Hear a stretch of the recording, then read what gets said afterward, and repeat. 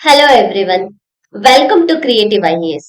ಇವತ್ತಿನ ವಿಡಿಯೋದಲ್ಲಿ ಮೇ 4ನೇ ತಾರೀಕು ಯಾವ್ದೆಲ್ಲ ಇಂಪಾರ್ಟೆಂಟ್ ಆರ್ಟಿಕಲ್ಸ್ ಗಳನ್ನ ಎಕ್ಸಾಮ್ ಪರ್ಸ್ಪೆಕ್ಟಿವ್ ಆಗಿ ಕೇಳಬಹುದು ಅನ್ನುವಂತಹ ಟಾಪಿಕ್ಸ್ ಗಳನ್ನ ಸೆಲೆಕ್ಟ್ ಮಾಡಿಬಿಟ್ಟು ಸೆಲೆಕ್ಟೆಡ್ ಟಾಪಿಕ್ಸ್ ಗಳನ್ನ ಈ ವಿಡಿಯೋದಲ್ಲಿ ವಿತ್ MCQ ಡಿಸ್ಕಸ್ ಮಾಡೋಣ. ಸೊ ಇದರಲ್ಲಿ ಎನ್ವಿರಾನ್ಮೆಂಟಲ್ ಪರ್ಸ್ಪೆಕ್ಟಿವ್ ಆಗಿರಬಹುದು, political perspective, science and technology related perspective ಎಲ್ಲದನ್ನು ಕೂಡ ಕವರ್ ಮಾಡೋದ್ರಿಂದ ನಿಮ್ಗೆ FDA, SDA ಅಥವಾ PSI, KS ಮತ್ತೆ UPSC ಎಕ್ಸಾಮ್ ಗಳಿಗೂ ಕೂಡ ಈ ಒಂದು ಕರೆಂಟ್ ಅಫೇರ್ ಸೀರೀಸ್ ಹೆಲ್ಪ್ ಆಗತ್ತೆ. So let's begin. First topic ಬಂದ್ಬಿಟ್ಟು Sikkim first paperless judiciary state. So what is this about? Gangtok ನಲ್ಲಿ ನಡೆದಂತಹ ಒಂದು ಸಮ್ಮೇಳನದಲ್ಲಿ ಜುಡಿಷಿಯರ್ ಆಫೀಸರ್ ಸೂರ್ಯಕಾಂತ್ ಅವರು ಸಿಕ್ಕಿಂ ಅನ್ನ ಮೊದಲ ಅಂದ್ರೆ ಭಾರತದ ಮೊದಲ ಪೇಪರ್ಲೆಸ್ ಜುಡಿಷಿಯರಿ ಸ್ಟೇಟ್ ಅಂತ ಹೇಳ್ಬಿಟ್ಟು ಅನೌನ್ಸ್ ಮಾಡಿದ್ದಾರೆ. ಇದರಿಂದ ಸಿಕ್ಕಿಮು ಫಿಸಿಕಲ್ ಕಾಪೀಸ್ ಗಳನ್ನ ಯೂಸ್ ಮಾಡೋದನ್ನ 100% ಸ್ಟಾಪ್ ಮಾಡಿದೆ. ಈಗ ಎಲ್ಲದೂ ಕೂಡ ಡಿಜಿಟಲಿ ರನ್ ಆಗ್ತದೆ ಅಂತ ಹೇಳ್ಬಿಟ್ಟು ಜಸ್ಟಿಸ್ ಸೂರ್ಯಕಾಂತ್ ಅವರು ಹೇಳಿದ್ದಾರೆ. ಮೊದಲಿಗೆ what is paperless judiciary state? ನಮ್ಗೆ ಪೊಲಿಟಿಕಲ್ ಆರ್ಗನ್ಸ್ ಗೊತ್ತು, ಯಾವ್ದ್ಯಾವ್ದು ಅಂತಂದ್ರೆ ಎಕ್ಸಿಕ್ಯೂಟಿವ್, ಜುಡಿಷಿಯರಿ ಮತ್ತೆ ಲೆಜಿಸ್ಲೇಚರ್. ಅದರಲ್ಲಿ ಜುಡಿಷಿಯರಿ ಏನ್ ಮಾಡತ್ತೆ ಅಂತ ಹೇಳಿದ್ರೆ, ಒಂದು ಕಂಟ್ರೀಸ್ ಅಲ್ಲಿ ಏನೇನೆಲ್ಲ ನಡೀತಾ ಇದೆ, ಡಿಸ್ಪ್ಯೂಟ್ಸ್ ಆಗ್ತಿದ್ರೆ ಅದೆಲ್ಲದನ್ನು ಕೂಡ ಕಂಟ್ರೋಲ್ ಮಾಡೋದು ಜುಡಿಷಿಯರಿ. ಸೊ ಲೆಜಿಸ್ಲೇಚರ್ಸ್ ಮತ್ತೆ ಎಕ್ಸಿಕ್ಯೂಟಿವ್ಸ್ ತಪ್ಪು ಮಾಡಿದ್ರು ಕೂಡ ಅದನ್ನು ಕಾಣುವುದು ಜುಡಿಷಿಯರಿ. ಸೊ ಈ ಜುಡಿಷಿಯರಿ ಸಿಸ್ಟಮ್ ಅಲ್ಲಿ ಒಂದು ಪೇಪರ್ಲೆಸ್ ಆಕ್ಟಿವಿಟಿಯನ್ನ ತಗೊಬಂದಿದ್ದಾರೆ. ಅಂದ್ರೆ ಫಿಸಿಕಲ್ ಕಾಪೀಸ್ ಗಳನ್ನ ಅಂದ್ರೆ ಪೇಪರ್ಸ್ ಗಳನ್ನ ಯೂಸ್ ಮಾಡೋದ್ರ ಬದಲು, ಫಾರ್ ಎಕ್ಸಾಂಪಲ್ ಕೇಸ್ ಫೈಲಿಂಗ್ ಮಾಡೋದಾಗಿರಬಹುದು, ಮ್ಯಾನೇಜ್ಮೆಂಟಲ್ ಆಗಿರಬಹುದು ಅಥವಾ ಜಡ್ಜ್ಮೆಂಟಲ್ ಆಗಿರಬಹುದು, ಇದೆಲ್ಲದು ಕೂಡ ಡಿಜಿಟಲಿ ನಡೀತಾ ಇದೆ. ಇಲ್ಲಿ ಯಾವುದೇ ರೀತಿಯಾದಂತಹ ಪೇಪರ್ಸ್ ಗಳನ್ನ, ಫಿಸಿಕಲ್ ಪೇಪರ್ಸ್ ಗಳನ್ನ ಯೂಸ್ ಮಾಡ್ತಾ ಇಲ್ಲ. ಹಾಗಾಗಿ ಸಿಕ್ಕಿಂ ಅನ್ನ ಮೊದಲ ಪೇಪರ್ಲೆಸ್ ಜುಡಿಷಿಯರಿ ಸ್ಟೇಟ್ ಅಂತ ಕರೆಯಲಾಗಿದೆ. So why this initiative? ಈ ಇನಿಷಿಯೇಟಿವ್ ಇಂದ ಏನೆಲ್ಲ ಆಗತ್ತೆ, ಯಾಕೆ ಈ ಇನಿಷಿಯೇಟಿವ್ ನ ತರಬೇಕು ಅಂತ ಹೇಳಿದ್ರೆ, ಮೊದಲನೇದಾಗಿ ಎನ್ವಿರಾನ್ಮೆಂಟಲ್ ಪರ್ಸ್ಪೆಕ್ಟಿವ್ ಆಗಿ ನೋಡ್ಬೇಕು ಅಂತ ಹೇಳಿದ್ರೆ ಮರಗಳನ್ನ ಕಡಿಯೋದನ್ನ ಸ್ಟಾಪ್ ಮಾಡ್ಬೋದಾಗತ್ತೆ. ಬಿಕಾಸ್ ಪೇಪರ್ಸ್ ಗಳನ್ನ ಮಾಡೋದು ಯಾವ್ದ್ರಿಂದ? ಮರಗಳಿಂದ, ಕರೆಕ್ಟ್ ಅಲ್ವಾ? ಸೊ ಇದರಿಂದ ಎನ್ವಿರಾನ್ಮೆಂಟಲ್ ಪ್ರೊಟೆಕ್ಷನ್ ಆಗತ್ತೆ. ನಂತರ ಜುಡಿಷಿಯರಿ ಸಿಸ್ಟಮ್ ಅಲ್ಲಿ ಎಫಿಷಿಯನ್ಸಿ ಎನ್ಹಾನ್ಸ್ ಆಗತ್ತೆ, ಹಾಗೆಯೇ ಟ್ರಾನ್ಸ್ಪರೆನ್ಸಿ ಇನ್ಕ್ರೀಸ್ ಆಗತ್ತೆ. ಸೊ ಒಂದು ಟ್ರಾನ್ಸ್ಪರೆಂಟ್ ಜಸ್ಟಿಸ್, ಒಂದು ಟ್ರಾನ್ಸ್ಪರೆಂಟ್ ಅಡ್ಜುಡಿಕೇಶನ್ ರನ್ ಮಾಡ್ಲಿಕ್ಕೆ ಜುಡಿಷಿಯರಿಗೆ ಹೆಲ್ಪ್ ಆಗತ್ತೆ. ಅದ್ರ ಜೊತೆಗೆ ಜುಡಿಷಿಯರಿ ಸರ್ವಿಸ್ ಅಲ್ಲಿ ಸಿಟಿಸನ್ ಫ್ರೆಂಡ್ಲಿ ಆಕ್ಟಿವಿಟೀಸ್ ಗಳನ್ನ ಪ್ರೊವೈಡ್ ಮಾಡೋದಕ್ಕೆ ಈ ಜುಡಿಷಿಯರಿ ಅಥವಾ ಪೇಪರ್ಲೆಸ್ ಜುಡಿಷಿಯರಿ ವರ್ಕ್ ಆಗತ್ತೆ. ಸೊ ಎಕ್ಸಾಮ್ ಅಲ್ಲಿ ನಮಗ್ ಬೇಕಾಗಿರೋದು ಇದ್ರಲ್ಲಿ ಏನು ಅಂತ ಹೇಳಿದ್ರೆ importance of paperless judiciary system and also ಮೊದಲ ಪೇಪರ್ಲೆಸ್ ಜುಡಿಷಿಯರಿ ಸ್ಟೇಟ್ ಯಾವುದು ಅನ್ನೋದು ಬೇಕಾಗತ್ತೆ. ಇದರ ಮೇಲೆ ಒಂದು MCQ ಅನ್ನ ನೋಡ್ಕೊಳ್ಳೋಣ. Consider the following statement regarding the digitalisation of the Indian judiciary. Sikkim has been recently declared as India's first fully paperless judiciary state. So ಇದು ಕರೆಕ್ಟ್ ಆದ ಉತ್ತರ, ಯಾಕಂದ್ರೆ ಜಸ್ಟಿಸ್ ಸೂರ್ಯಕಾಂತ್ ಅವರು ಇದನ್ನ ಅನೌನ್ಸ್ ಮಾಡಿದ್ದಾರೆ. ಎರಡನೇ ಸ್ಟೇಟ್ಮೆಂಟ್ ನೋಡೋಣ. A paperless judiciary ecosystem strictly restricts the uses of virtual hearings and prioritize only physical appearance with e-document. ಇದು ರಾಂಗ್. ಸೊ ಹಾಗಾಗಿ ಉತ್ತರ ಬಂದ್ಬಿಟ್ಟು only 1 is the right answer ಆಗುತ್ತೆ. ನೆಕ್ಸ್ಟ್ ಟಾಪಿಕ್ ಬಂದ್ಬಿಟ್ಟು ಸಿನ್ಬ್ಯಾಕ್ಸ್ 2. ಸಿನ್ಬ್ಯಾಕ್ಸ್ 2 2026ರಲ್ಲಿ 2ನೇ ಆವೃತ್ತಿ ನಡೀತಾ ಇರೋದು. ಅಂದ್ರೆ 2026ರಲ್ಲಿ ಇದು second CINBAX bilateral military exercise which is happen between India and Cambodia.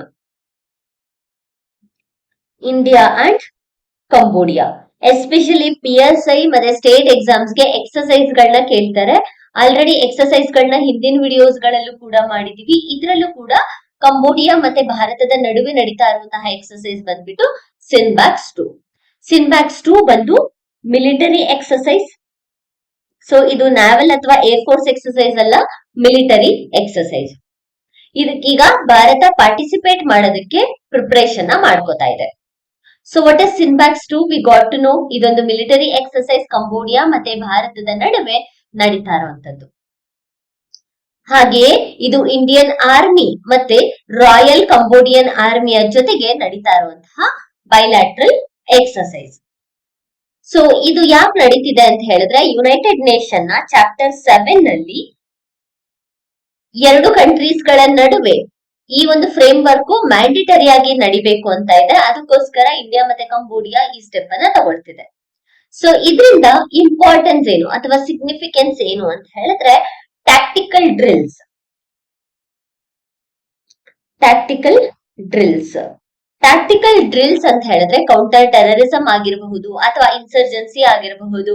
ಈ ಸಮಯದಲ್ಲಿ ಯಾವ ರೀತಿ ಟ್ಯಾಕ್ಟಿಕ್ ಆಗಿ ಯೂಸ್ ಮಾಡಿಕೊಂಡು ಕಂಟ್ರೋಲ್ ಮಾಡಬಹುದು ಅನ್ನೋದನ್ನ ಇಲ್ಲಿ ಡಿಸ್ಕಷನ್ ಮಾಡಲಾಗುತ್ತೆ. Specialised training. So drone operation ಯಾವ ರೀತಿ ಮಾಡಬಹುದು ಅಥವಾ ವಾಟರ್ ಹ್ಯಾಂಡ್ಲಿಂಗ್ ನ ಹೇಗ್ ಮಾಡಬಹುದು, ಸ್ನಿಪ್ಪರ್ ಟ್ಯಾಕ್ಟಿಕ್ಸ್ ನ ಹೇಗೆ ಯೂಸ್ ಮಾಡಬಹುದು, ಇದರ ಟ್ರೈನಿಂಗ್ ಅನ್ನ ಕೊಡುತ್ತೆ. ಅಷ್ಟೇ ಅಲ್ಲ, ಭಾರತ ಮತ್ತೆ ಕಂಬೋಡಿಯಾದ ನಡುವೆ ಕಲ್ಚರಲ್ ಎಕ್ಸ್ಚೇಂಜ್ ಅನ್ನ ಮಾಡೋದು ಕೂಡ ಈ ಒಂದು ಸಿನ್ಬ್ಯಾಕ್ಸ್ ಎಕ್ಸರ್ಸೈಸ್ ಹೆಲ್ಪ್ ಆಗುತ್ತೆ. ಈಗ ನಡೀತಾ ಇರೋದು 2ನೇ ಆವೃತ್ತಿಯ ಸಿನ್ಬ್ಯಾಕ್ಸ್ ಎಕ್ಸರ್ಸೈಸ್. ಇದು ಆರ್ಮಿಗಳ ನಡುವೆ ನಡೀತಾ ಇರೋದು. ಸೊ ಹೋಸ್ಟ್ ಮಾಡ್ತಿರೋದು ಯಾರು ಅಂತ ಹೇಳಿದ್ರೆ ಕಂಬೋಡಿಯಾ. ನೆಕ್ಸ್ಟ್ ಇದರ ಮೇಲೆ ಒಂದು ಕ್ವಶನ್ ಅನ್ನ ನೋಡ್ಕೊಳ್ಳೋಣ.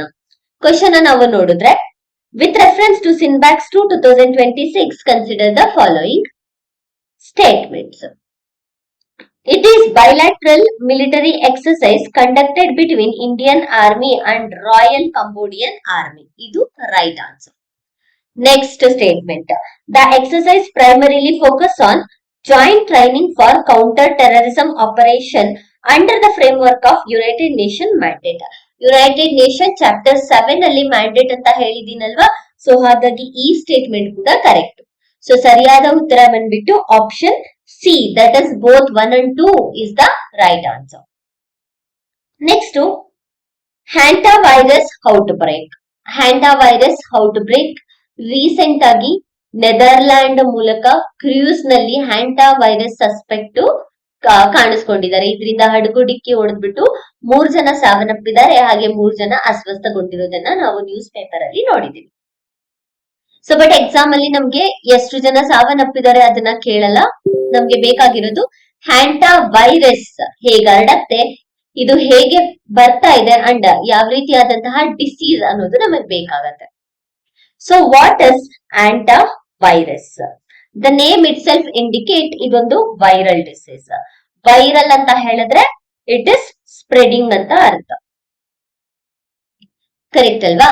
ಸೊ ಸ್ಪ್ರೆಡ್ ಆಗ್ತಿದೆ ಅಂತ ಹೇಳಿದ್ರೆ ಒಬ್ರಿಂದ ಇನ್ನೊಬ್ರಿಗೆ ಸ್ಪ್ರೆಡ್ ಆಗುತ್ತೆ ಅಂತ ಅರ್ಥ. ಸೊ ಯಾರಿಂದ ಸ್ಪ್ರೆಡ್ ಆಗುತ್ತೆ, ವೈರಸ್ ಯಾರಿಂದ ಹರಡತ್ತೆ ಅಂತ ಹೇಳಿದ್ರೆ ರಾಡೆಂಟ್ಸ್ ಗಳು. ಇದೊಂದು form of virus which is carried by a rodents. Rodents ಗಳು ಕ್ಯಾರಿ ಮಾಡ್ತಾ ಇರುತ್ತೆ ಇದನ್ನ, ಇದರಿಂದ ಮನುಷ್ಯರಿಗೆ ಹರಡತ್ತೆ. ಸೊ ಟ್ರಾನ್ಸ್ಮಿಷನ್ ಹೇಗಾಗತ್ತೆ ಅಂತ ಹೇಳಿದ್ರೆ, ರಾಡೆಂಟ್ಸ್ ಗಳ ಡ್ರೈ ಡ್ರಾಪಿಂಗ್ಸ್ ಇರುತ್ತಲ್ವಾ, ಇದರಿಂದ ನಾವು ಉಸಿರಾಡುವಾಗ ಆ ಡ್ರೈ ಡ್ರಾಪಿಂಗ್ಸ್ ಗಳ ಸ್ಯಾಂಪಲ್ಸ್ ಗಳು ನಮ್ಮ ಬಾಡಿ ಒಳಗಡೆ ಹೋದ್ರೆ ನಮ್ಗೆ ಆಂಟಾ ವೈರಸ್ ಅಟ್ಯಾಕ್ ಆಗುವಂತಹ ಚಾನ್ಸಸ್ ಇರುತ್ತೆ. ಎಸ್ಪೆಷಲಿ ರಾಡೆಂಟ್ ಡ್ರಾಪಿಂಗ್ಸ್ ಇಂದ ಆಗಿರಬಹುದು ಅಥವಾ ಸಲೈವಾ ಹಾಗೆ ಯೂರಿನ್.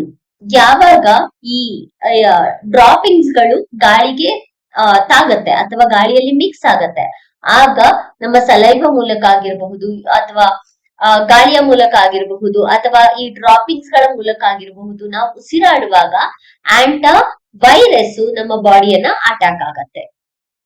ಇದರಿಂದ 2 ಸಿವಿಯರ್ ಇಲ್ನೆಸ್ ಕ್ರಿಯೇಟ್ ಆಗತ್ತೆ. ಪ್ರೈಮರಿಲಿ ಈ ಆಂಟಾ ವೈರಸ್ ಅಟ್ಯಾಕ್ ಆಗೋದು ಲಂಗ್ಸ್ ಮತ್ತೆ ಕಿಡ್ನಿಗೆ. ಸೊ ಯೂಶಲಿ ಲಂಗ್ಸ್ ಮತ್ತೆ ಕಿಡ್ನಿಗೆ ಆಂಟಾ ವೈರಸ್ ಬೇಗನೆ ಅಟ್ಯಾಕ್ ಆಗುತ್ತೆ. ಸೊ ಈ 2 ರೀತಿಯಾದಂತಹ ಆಂಟಾ ವೈರಸ್ ಡಿಸೀಸ್ ಗಳನ್ನ ನೋಡಬಹುದು. ಒಂದು ಇಲ್ಲಿ ನೋಡಬಹುದು, ಫಸ್ಟ್ ಒನ್ ಬಂದ್ಬಿಟ್ಟು hanta virus pulmonary syndrome. Hanta virus pulmonary syndrome simply HPS ಅಂತ ಹೇಳ್ಬಿಟ್ಟು ಕರಿತೀವಿ. ಇದು ರೆಸ್ಪಿರೇಟರಿ ಇಲ್ನೆಸ್, ಅಂದ್ರೆ ನಾವು ಉಸಿರಾಡೋದಕ್ಕೆ ತೊಂದರೆಯನ್ನ ಮಾಡುವಂತಹ ಇಲ್ನೆಸ್. ಇದರಿಂದ ಹೈ ರೇಟ್ ಆಫ್ ಡೆತ್ ಅಥವಾ ಹೈ ಫೆಟಾಲಿಟಿ ರೇಟು ಜಾಸ್ತಿ ಇರುತ್ತೆ. ಆಲ್ಮೋಸ್ಟ್ 40% ಆಫ್ ದ ಡೆತ್ ಆಗುವಂತಹ ಚಾನ್ಸಸ್ ಇರುತ್ತೆ. ಎರಡನೇದು ಬಂದ್ಬಿಟ್ಟು haemorrhagic fever with renal syndrome HFRC. So ಇದು ಕಿಡ್ನಿಗೆ ಅಟ್ಯಾಕ್ ಆಗುತ್ತೆ. ಸೊ ಆಂಟಾವೈರಸ್ ಪಲ್ಮಿನರಿ ಸಿಂಡ್ರೋಮ್ ಬಂದ್ಬಿಟ್ಟು ಲಂಗ್ಸ್ ಗೆ ಅಟ್ಯಾಕ್ ಆದ್ರೆ haemorrhagic fever with renal syndrome ಬಂದ್ಬಿಟ್ಟು ಕಿಡ್ನಿಗೆ ಅಟ್ಯಾಕ್ ಆಗುತ್ತೆ. Severe one which is impacted directly on the kidney. So ಯಾವ ರೀತಿಯಾದಂತಹ ಸಿಂಪ್ಟಮ್ಸ್ ಇರುತ್ತೆ ಅಂತ ಹೇಳಿದ್ರೆ ಲೋ ಬ್ಲಡ್ ಪ್ರೆಷರ್ ಆಗಿರಬಹುದು, ಅಥವಾ ಇಂಟರ್ನಲ್ ಬ್ಲೀಡಿಂಗ್ ಸ್ಟಾರ್ಟ್ ಆಗೋದಾಗಿರ್ಬೋದು, ಅಕ್ಯೂಟ್ ಕಿಡ್ನಿ ಫೇಲ್ಯೂರ್ಸ್ ಕೂಡ ಆಗುವಂತಹ ಚಾನ್ಸಸ್ ಇರುತ್ತೆ ಈ ಒಂದು ಡಿಸೀಸ್ ಅಟ್ಯಾಕ್ ಆದ್ರೆ. ಸೊ ಎರಡು ರೀತಿಯಲ್ಲಿ ಆಗತ್ತೆ, ಕಿಡ್ನಿ ಮತ್ತೆ ಲಂಗ್ಸ್ ಗೆ ಎರಡಕ್ಕೂ ಕೂಡ ಇಂಪ್ಯಾಕ್ಟ್ ಆಗುವಂತಹ ಚಾನ್ಸಸ್ ಇರುತ್ತೆ. ಸೊ ಇದಕ್ಕೆ ಟ್ರೀಟ್ಮೆಂಟ್ ಇದೆಯಾ? ಇಲ್ಲ. ಇಲ್ಲಿ ತನಕ ಯಾವುದೇ ರೀತಿಯಾದಂತಹ ಟ್ರೀಟ್ಮೆಂಟ್ ಹ್ಯಾಂಟಾ ವೈರಸ್ ಅನ್ನ ಕಂಟ್ರೋಲ್ ಮಾಡೋದಕ್ಕೆ ಬಂದಿಲ್ಲ. ಸೊ ಇದೆಷ್ಟು ಹ್ಯಾಂಟಾ ವೈರಸ್ ನ ಬಗ್ಗೆ. ಇದ್ರ ಬಗ್ಗೆ ಒಂದು ಕ್ವಶನ್ ಅನ್ನ ನೋಡ್ಕೊಳ್ಳೋಣ. Consider the following statement regarding hantavirus. It is primarily transmitted to humans through the bite of infected Aedes mosquito. Mosquito ಅಲ್ಲ, ಇದು ಯಾವ್ದ್ರಿಂದ ಸ್ಪ್ರೆಡ್ ಆಗುತ್ತೆ? ರೋಡೆಂಟ್ಸ್ ಇಂದ ಸ್ಪ್ರೆಡ್ ಆಗುವಂತದ್ದು ಏರ್ ಬಾರ್ನ್ ಡಿಸೀಸ್. ಇದು ನೆನಪಿರ್ಲಿ, ಬಿಕಾಸ್ ಉಸಿರಾಡೋ ಮೂಲಕ ನಮ್ಗೆ ಇದು ಅಟ್ಯಾಕ್ ಆಗ್ತದೆ, ಹಾಗಾಗಿ ಇದನ್ನ ಏರ್ ಬಾರ್ನ್ ಡಿಸೀಸ್ ಅಂತ ಹೇಳ್ಬಿಟ್ಟು ಕರೀತೇವೆ. ನಂತರ hantavirus pulmonary syndrome is a severe respiratory illness associated with this virus. ಇದು ಕರೆಕ್ಟ್. ಸೊ ರೆಸ್ಪಿರೇಟರಿ ಇಲ್ನೆಸ್ ಅನ್ನ ಕ್ರಿಯೇಟ್ ಮಾಡುತ್ತೆ. 40% ಆಫ್ ದ ಫೆಟಾಲಿಟಿ ರೇಟು ಜಾಸ್ತಿ ಆಗುತ್ತೆ ಇದರಿಂದ. Next, there is a specific World Health Organization approved antiviral therapy widely available for curing hantavirus infection. There is no curing ಅಥವಾ there is no medicine at all.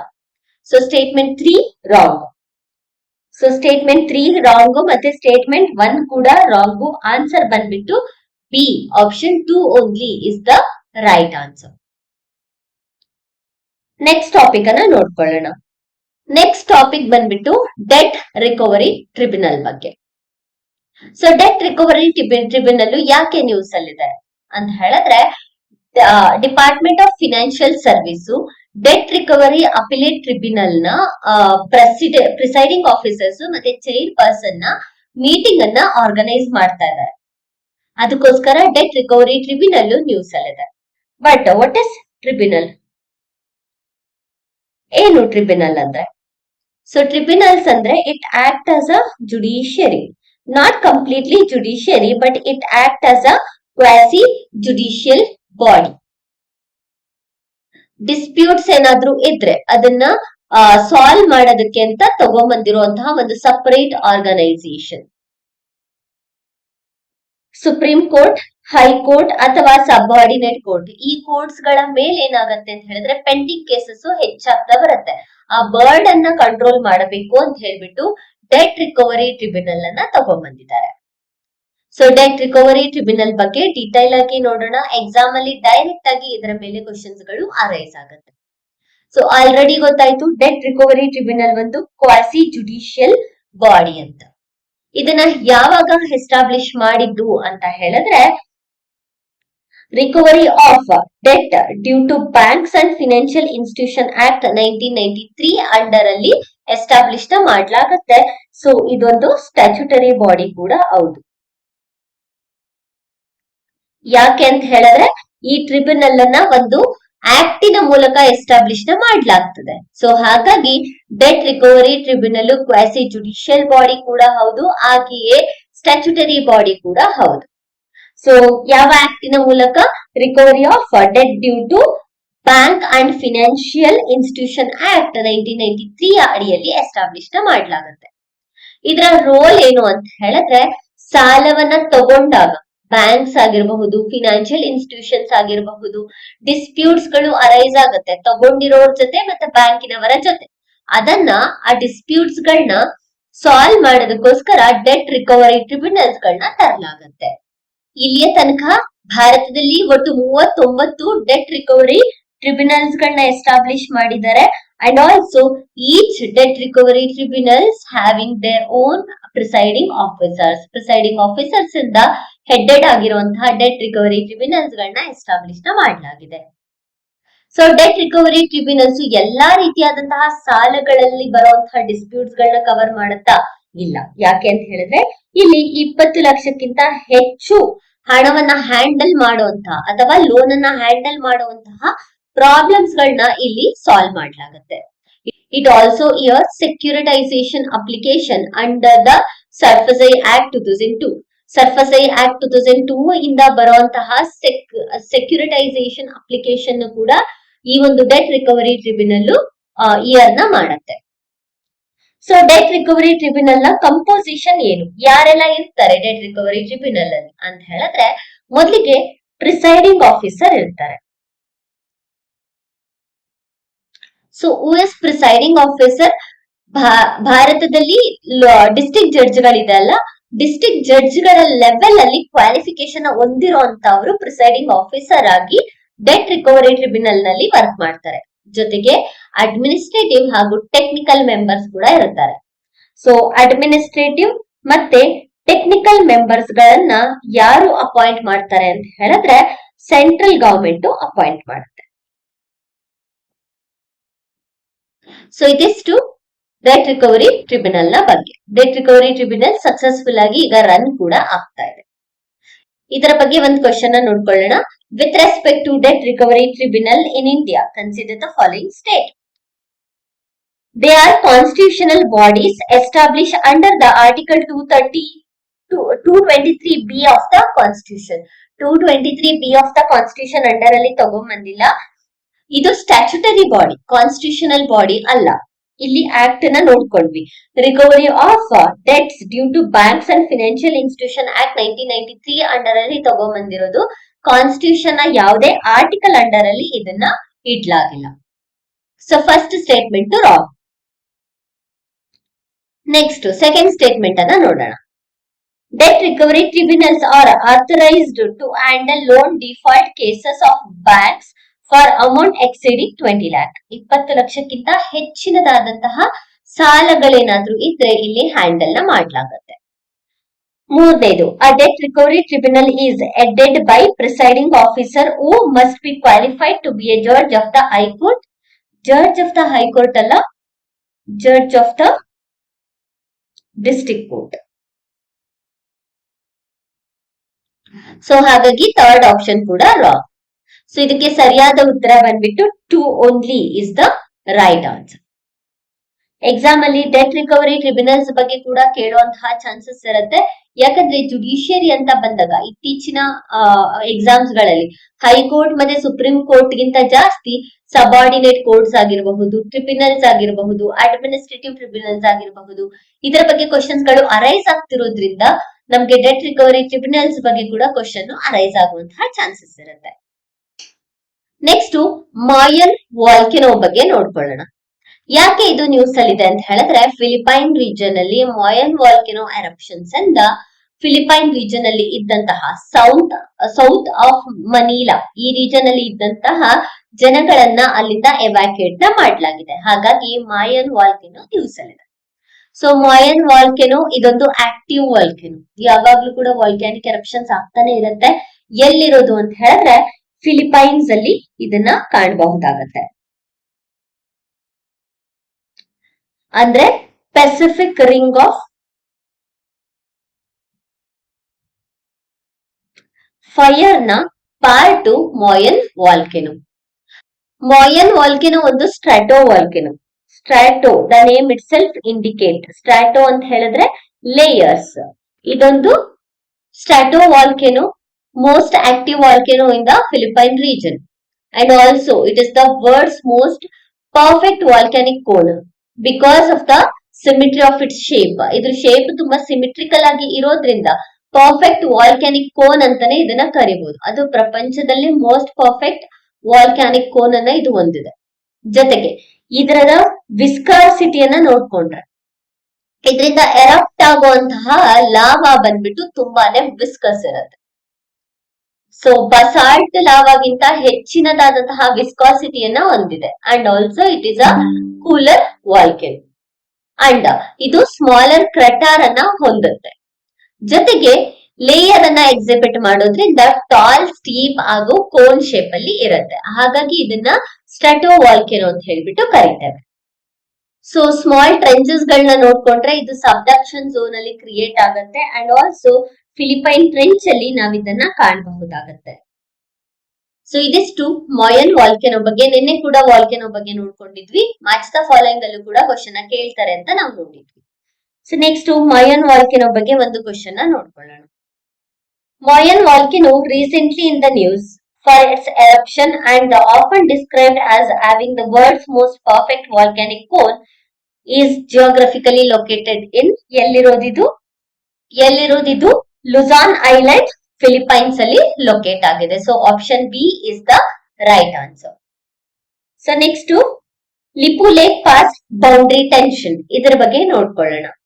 Lipu lake pass ಯಾಕೆ news ಅಲ್ಲಿ ಇದೆ ಅಂತ ಹೇಳಿದ್ರೆ, ನೇಪಾಳ ಅಲ್ಲಿ ಹೊಸದಾದಂತಹ ಗವರ್ಮೆಂಟ್ ಫಾರ್ಮ್ ಆದ್ಮೇಲೆ Lipu lake ಬಗ್ಗೆ ಕನ್ಸನ್ನ rice ಮಾಡಿದೆ. ಸೊ ಲಿಪು ಲೇಕ್ ಬಂದ್ಬಿಟ್ಟು try junction disputed region. So try junction ಅಲ್ಲಿ ಯಾರ್ಯಾರಿದ್ದಾರೆ ಅಂತ ಹೇಳಿದ್ರೆ ನೇಪಾಳ, ಇಂಡಿಯಾ ಹಾಗೂ ಚೀನಾ. ಈ ಮೂರು ದೇಶಗಳ ನಡುವೆ ಪ್ರಾಬ್ಲಮ್ ಅಥವಾ disputed area Lipulekh. So Lipu lake ಯಾಕೆ ಈ ಕನ್ಸನ್ನ ರೈಸ್ ಮಾಡಿದೆ ಅಂತ ಹೇಳಿದ್ರೆ, ಭಾರತ ಮತ್ತೆ ಚೀನಾ ಮಾನಸ್ ಸರೋವರ್ ಪಿಲಿಗ್ರಿಮೇಜ್ ಗೋಸ್ಕರ ಈ ರೀಜನ್ಸ್ ಇಂದಾನೆ ಪಾಸ್ ಆಗ್ಬೇಕು. ಹಾಗಾಗಿ ಈಗ ಚೀನಾ ಏನ್ ಮಾಡ್ತಿದೆ ಅಂತ ಹೇಳಿದ್ರೆ ಕೈಲಾಸ್ ಮಾನಸ್ ಸರೋವರ್ ಯಾತ್ರೆಗೆ ಆಬ್ಜೆಕ್ಷನ್ಸ್ ನ ತಗೋಬರ್ತಾ ಇದೆ. ಹಾಗಾಗಿ ಲಿಪು ಲೇಕ್ ನ್ಯೂಸ್ ಅಲ್ಲಿದೆ. ಸೊ ಲಿಪು ಲೇಕ್ ಒಂದು disputed region between India, China and Nepal and also it is important route for the pilgrimage and the trade purpose.